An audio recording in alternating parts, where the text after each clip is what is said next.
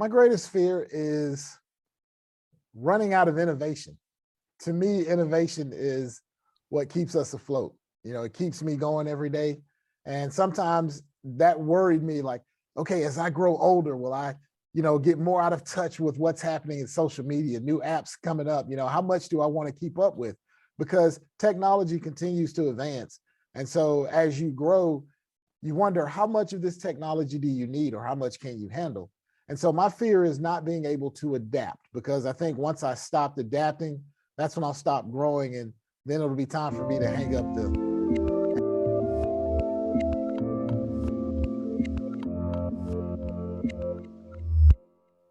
Hey everyone, this is Devin Miller here with another episode of the Inventive Journey. I'm your host, Devin Miller, the serial entrepreneur that's grown several startups and 7- and 8-figure businesses, as well as the founder and CEO of Miller IP Law, where he helps startups and small businesses with their patents and trademarks. If you ever need help with yours, just go to strategymeeting.com, grab some time with us to chat. Now, today we have another great guest on the podcast, Forrest Tuff. And just to give you a bit of introduction to Forrest, so in high school, lettered in 3 sports, track, football, and I can't remember the third one, so he'll have to remind me.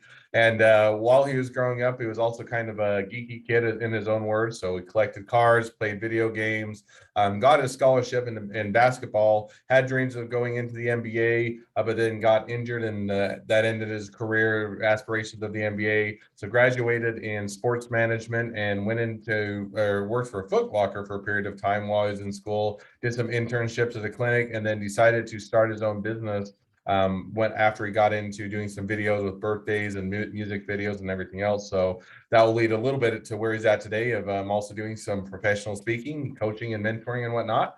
And with that much as introduction, welcome on the podcast, Forrest.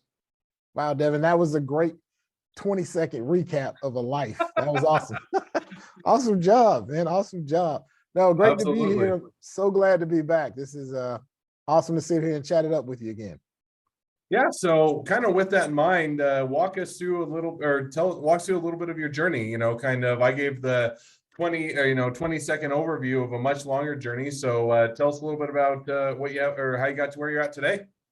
Well, that third sport that you were mentioning was basketball. That was the one that I settled on and went to college, and couldn't finish due to an injury, but that led me on a journey to kind of figure out what's next. That was my passion. Basketball was a passion. It's like being a doctor. You don't have a plan B. I didn't have a plan B. I really thought I wanted to go pro, and it didn't happen. So I found myself, working in retail, in sales. And so that sales background, I think, really helped me out when I started on my entrepreneurial journey.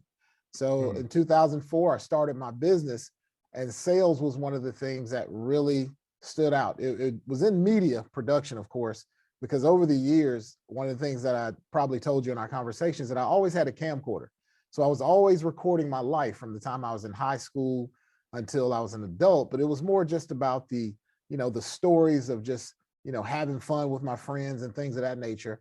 But that's what turned it into a business. And so my background in sales and customer services and retail is what really helped me grow my video production business. So later on, it kind of branched out into, media production and branding, and we began to work with government agencies and corporations. And so now 17 years later, I've been an entrepreneur for 17 years, right? And so now I'm branching off into other things such as film and public speaking. And, we do a lot of community service. So that in a nutshell is kind of where we are in terms of how it's evolved over time. No, and that sounds great. And just as a reminder, just for those that didn't catch it, as Forrest mentioned, so we had you on a few months ago chatting about your journey, kind of what we just talked through, and this was giving people a bit of a refresher as to a bit of your journey. And so, with that in mind, as we are, kind of now reminding everybody and bringing people back up to speed, give us a bit of just a refresher, kind of the audience as to, 6 months ago, kind of where were you at, what was going on, what was happening, and then we'll hear a little bit about what's happened since then. But yeah, maybe give everybody a bit of a refresher. So yeah, 6 months ago, I was kind of in the heat of this thing called the pandemic. Are you familiar with that? I may have heard of it. Yeah, that pandemic had happened. So I think we were all trying to figure it out. It was the start of a new year, and the pandemic had happened, of course, in March of 2020, but there was this rebuild of different things. And so to give you a backstory, here are some areas that I'm focused on. I focused on my business which really works with small businesses and government agencies and nonprofits. I'm also a film producer. So I was making films at the time, and I had started my journey as a professional speaker. So I had these three things that were really my bread and butter of what I was doing. Well, of course, when the pandemic hit, my first thing was to step back and sustain my company, because that was really the lifeblood of all these other venues, that all these other things that I had begun to get into. The film industry had come to a screeching halt. So I didn't have to worry about that. I just had to kind of hold my own on projects that I had and continue to market projects that I had completed before the pandemic. But I didn't have to worry about new productions because we weren't able to do anything. And public speaking had changed. I had gone from talking to audiences and people and getting over that fear to now having to talk to a little bitty video camera and try to motivate people and get a message across on screen. So that was the challenge that we were faced with at the top of the year, was how are we now going to make things work? So that gives you a recap.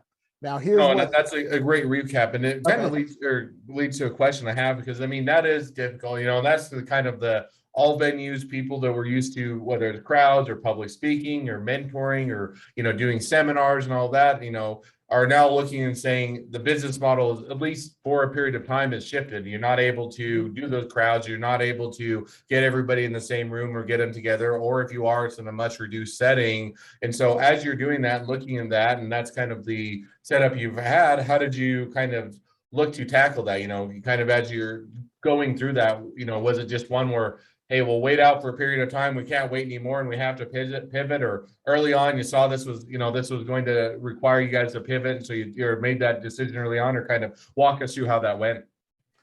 Well, one of the things that was good that I really wasn't aware of is my company had been structured already for a virtual environment. You know, we provide a lot of post-production services. And then again, there were contractors that started to get out. So my company actually thrived. We picked up a lot of business. And so we had a great quarter and things were really swinging that way. So to my surprise, the company flourished. The film, as I told you, stopped, but public speaking is where I now had to kind of dig in and try to figure out how to tackle that monster.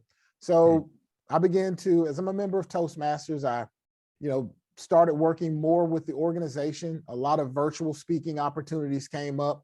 A lot of them came that were free. I took as many speaking engagements as I could, free and paid, because I wanted to continue to hone the craft and get better. So over time, I've become more comfortable, and I've also been doing podcasts, which have helped because there was an influx in podcasts during the pandemic. And so that gave an opportunity for you to really get on the screen and talk with somebody and actually, you know, hone your message in. So for me, that process was more about getting out and doing it, not so much worrying about, oh, am I going to get paid to do this event, or I'm so used to a crowd. It was like, listen, there's a new environment, get used to it, right? Get over it and get used to it, because in business, that's one of the things that we always talk about, is you have to be able to adapt. And so for me, that was the change that I had to do in order to continue to grow. And even as a public speaker, is adapt to the new environment and embrace it. Now, one question, you know, as you're adapting, because I think that, you know, easier said than done, or at least it requires a higher degree of changing at least the mindset, because, you know, at least my limited, you know, public speaking and doing other, you know, talks or presentations and that is you tend to feed off of the crowd, right? In other words, it's easier to get them to engage. They're more willing to, or, you know, to answer questions, that you can, you know, you can gauge how the audience is receiving things and everything else. And now as you're shifting to video and online and doing it remotely and everything else, it kind of removes a lot of that ability to engage and to work with people in that way. So, you know, was that an easy change? Was it a difficult change? Or kind of how did you adjust or adapt to that? For me, would work. It was a challenge. It was a challenge adjusting the mindset. But what I had to do is I had to rely on skills that I personally had. And everyone has different skills that sometimes take you to sit down, write them out, and figure out what is it that's happened in your life that could prepare you for this change.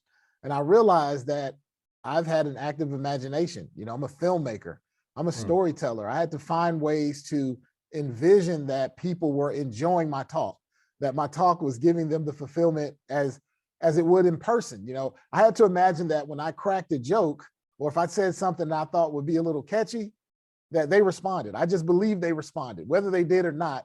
And I proceeded in that same manner. And I had to focus on my energy. So one of the things I would do is I would set up a Zoom call with myself and I would do a presentation until the point I got comfortable doing that presentation by myself. So I no longer worried about what the crowd did. I just responded as if I knew the crowd responded a certain way. And whether they did or not, I think that the crowd would start to feed off of your energy, because even when you speak, people feed off of the energy you give them. You know, if you give them this energy like you're uncertain or you don't know what you're talking about, they tend to feel the same way. But I tried to show confidence. I tried to show energy, enthusiasm about what I was doing, and hoping that it would transcend through the camera. So that was my process of doing it. And I'm sure there are many other ways that could help others, you know, get through that same process themselves.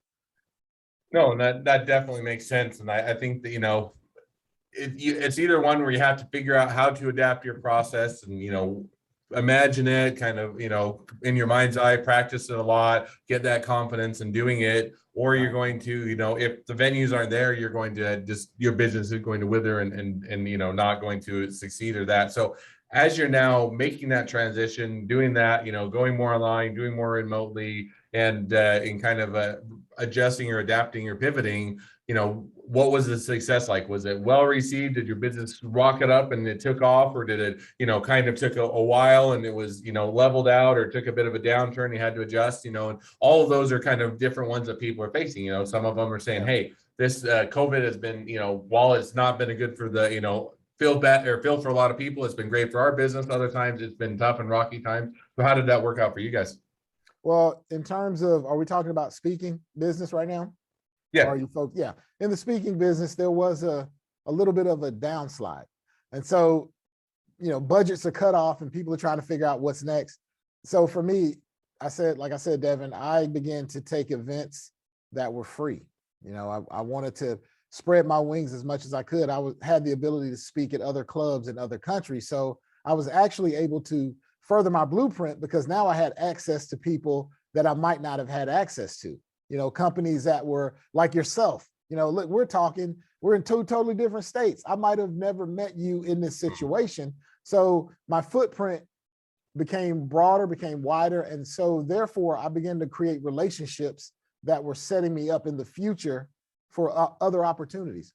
And so I began to, as the resurgence started, I began to book more speaking engagements, and things are picking up. And I still continue to work with other organizations and hone my craft and become better, because now things are getting hybrid. So some are like, hey, come on in. And some are like, let's do it virtual. So it's now another adjustment to get used to that balancing act, because once you get used to doing it in front of camera, now you have to get back in front of people and get acclimated to that again. So it's always a learning curve. I think that's the part that I really enjoy, is the challenge of continual growth and not just being stagnant at where I am.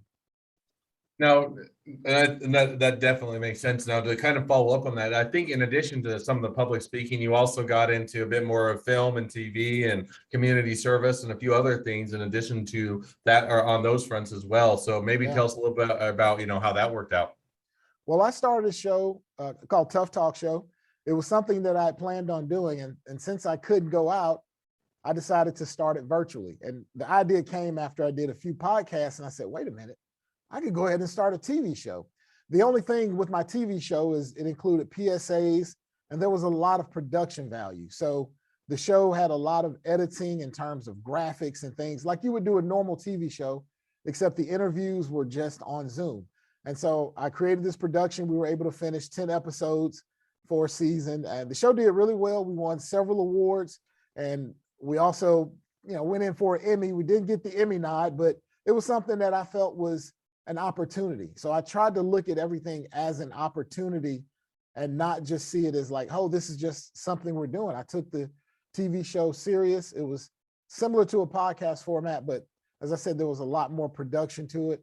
So that was something that we were able to do. And I think for that season, it worked really well because it was a part of the branding and marketing strategy. It kept myself and my company in the forefront. We didn't fall off. And that was one of the things that I was concerned about, is not letting the company just go stagnant during this time. No, I think that definitely makes sense. And, there's I think some people started out saying, "Oh, we got to hunker down. We don't, this will just be a temporary thing." And as it became more, more people began to understand it's going to take longer, and it's not going to just be a shorter temporary thing. You had to definitely adjust and adapt. And I think those that can figure out how to adjust and adapt and how to leverage things and take advantage of the change in the marketplace and the ways of doing things, those that can figure it out first are going to be the ones successful. And it definitely sounds like that's kind of the direction that you went and the success that you found. So now as we, as you're kind of talked a little bit, caught us up as to what you've done over the last where you're at 6 months ago, what you've done over the last 6 months. Now looking a bit into the future, you're kind of saying, okay, to a degree, depending on where you live and which state and whatnot, you have there are some states that are pretty or well opened up. You have some that are going back into wearing masks or lockdowns, and you have somewhere in the middle. So as you kind of are dealing with all that, where do you kind of see things headed in the next 6 to 12 months for you? How does that look to play out for you? Well, one of the things that's helped is I've been able to reach out with new contractors to work with my company. So there are contractors that are willing to go out and be more in the field. And so with that being said, it's creating an opportunity for us to continue the work. Right now, this hybrid work is really working. And I am, for me, there's been the concern of my kids. Last year I had 2 of my children here with me and they were in college. So now they're actually gone. They're back in school. And I have a young one that's still here because she's not in school. We decided to keep her still at home. So there's that dynamic of now working from home with my wife, with my kid every day, and that balancing act, because that's one of the things that also makes a big difference. When you're running a business, you also have to be aware that now, as a person who has a family, that dynamic plays into how I can run my business and how I balance that thin line between working too much and having too much fun with my family. So I can see myself in the next 6 to 12 months sticking with this model, because I feel like there's a new variant that's coming out and now everyone's kind of unsure. And even in Georgia, Georgia is just wide open, but there are things when Georgia shuts down, it shuts down. So I feel like with this variant coming, there's going to be some things that shut down a little bit, unfortunately, but I think it's necessary, because if we're going to thrive, we have to be aware of what's happening. And we have to now look at this model of a hybrid or even virtual as something that will be a staple for what we've done. And I'll make this last point. My daughter was in the 1st grade, and so now she's in the 3rd, and she's been virtual since 1st grade. This is going to really affect the way that age of children do things, in the next decade or so, and also the way how many of us look at how we do business now as entrepreneurs and business owners.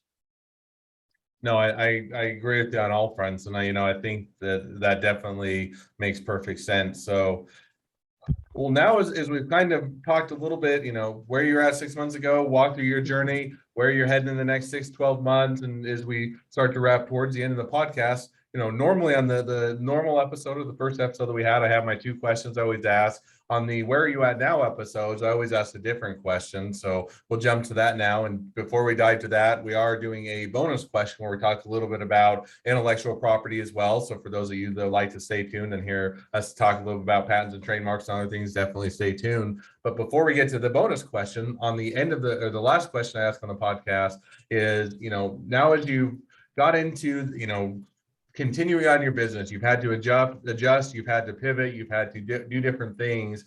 As an entrepreneur and as a business owner, what is your greatest fear and how do you deal with it? My greatest fear is running out of innovation.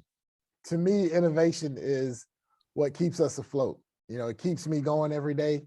And sometimes that worried me, like, okay, as I grow older, will I get more out of touch with what's happening in social media, new apps coming up, how much do I want to keep up with? Because technology continues to advance. And so as you grow, you wonder how much of this technology do you need or how much can you handle? And so my fear is not being able to adapt, because I think once I stopped adapting, that's when I'll stop growing, and then it'll be time for me to get up and maybe find something else. So that's my greatest fear.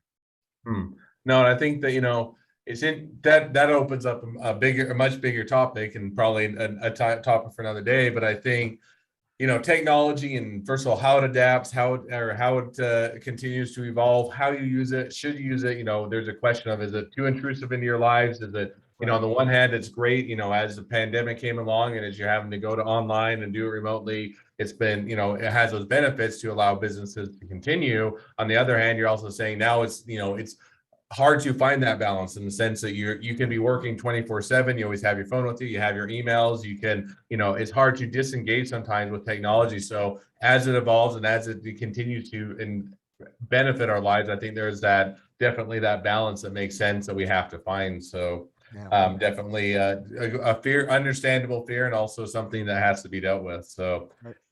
Well, with that, before we dive to the bonus question, as we wrap up the normal episode, if people want to reach out to you, they want to watch your show, they want to hire you as a public speaker, either in person or remotely, they want to get any other coaching or other feedback, or just want to be your best friend, they want to be an investor, they want to be a employee, they want to do any or all the above, what's the best way to reach out to you, contact you, find out more?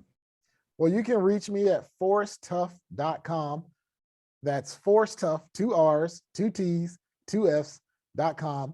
And you can reach me at 678-754-2882. That's my direct line. And just contact me that way and let's have a conversation and see where we can fit.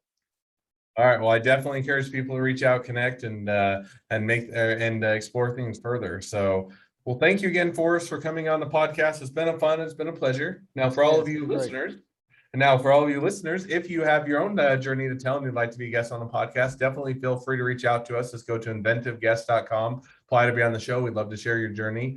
2 more things as a listener. 1, make sure to click subscribe in your podcast player so you know when all of our awesome episodes come out. And 2, leave us a review so everyone else can find out about all of our awesome episodes. Last but not least, if you ever need help with patents, trademarks, or anything else, just go to strategymeeting.com and we're always here to help. So with that, now as we've talked a little bit about your journey, how things are going, where things are heading in the future, your fears and everything else, now we get to shift gears a bit and we get to talk about, one of the topics that I love talking about, as you can probably guess, which is intellectual property. And so with that, I'll turn it over to you to ask your top intellectual property question. All right. So 2020, December, I trademarked the term filmpreneur. So now I own that mark. And so as I'm ready to now go back out and brand, I want to ask your expertise on how can I use that mark if it's trademarked for anything that relates to the film business. How does that actually relate now if I want to get into apparel or other things of that nature? Is there something else I would need to do? Yeah, so there's a couple kind of questions within that, and I'll break it down. Okay. The one question that often comes up, as a general question, is people start a business, whatever it is, service, product, business, whatever. And then one of the first things they want to do is start to sell what I'll call swag, whether it's t-shirts, it's, or bags, or it's, hats or other things, socks, or, a whole bunch of different types of swag. And they say, well, do I need a trademark for those things? And generally, the answer for swag type of items or promotional items or those type of things is that the answer is no. You don't need to get a trademark for those. And the reason is trademarks are set up to be source identifying of a brand. And so when you're putting it on like a mug or you're putting it on a t-shirt, it's not identifying a brand that's selling shirts. It's really identifying your brand as the services you're providing, as a coaching or as a TV show or whatnot. So generally, if it's the kind of swag type of items, unless you're starting a new clothing line or you're starting a new mug line or you're starting a whatever line and you're actually selling those products, swag usually you don't need to. You can, it usually doesn't provide a lot of value and it's not typically worthwhile. The other question that I would hit on is, now let's say it's not the swag type of items, but rather let's say as a kind of a made up scenario, your original trademark was only for podcasting. It was, it was a description of goods and services, which, hey, I'm using this trademark for podcasting. But now you've branched out and you're going to write a book and you've also done a TV show and you're going to start a whatever, services or products. And so you started branching out. So what your original trademark doesn't cover those goods and services. Then what you would have to do is file a new trademark for the same word or the same logo, but for those new categories or the new areas that you're expanding into. So if it's swag, probably wouldn't worry about it. If it's other areas that are new services, new products, or other things that you're doing, then you'd have to file a new trademark application, given that the other one has already been filed and registered. Great advice. Thank you. So with that, we'll go ahead and wrap things up. And if you or any of the listeners ever have any other questions about patents, trademarks, or anything else with the business, as I've already mentioned, you can go to strategymeeting.com, grab some time with us to chat. And then in the meantime, thanks again for coming on, Forrest, and wish the next leg of your journey even better than the last. Thanks so much for having me, Devin. It's been a pleasure. Absolutely.